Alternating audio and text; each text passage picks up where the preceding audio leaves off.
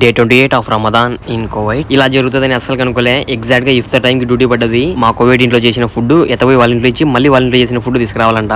మేము వచ్చిన వాళ్ళ ఇంటి దగ్గర చూడండి, 2 మంచి స్పోర్ట్స్ కార్లు అనమాట. ఇవి దుమ్ము ఒకటి ఉన్నాయి. ఎగ్జాక్ట్ గా ఇదే టైం కి నిన్న ఈ పెట్రోల్ బంక్ లోనే మేము వచ్చి ఫుడ్ డొనేట్ చేసినాం. మళ్ళీ ఈ రోజు చూడండి వేరే కువైట్ అతను వచ్చి డొనేట్ చేస్తున్నాడు.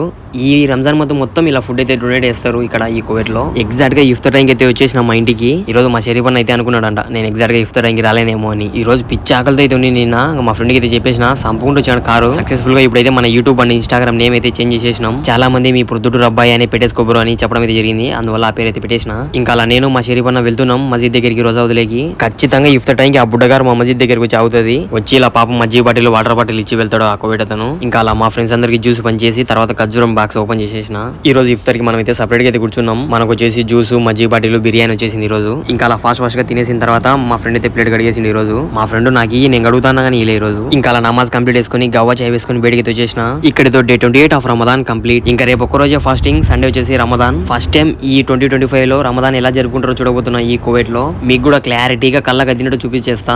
మీరైతే కొద్దిగా మీ పొద్దుటూరు అబ్బాయికి లైక్ అండ్ ఫాలో చేసి సపోర్ట్ చేయండి.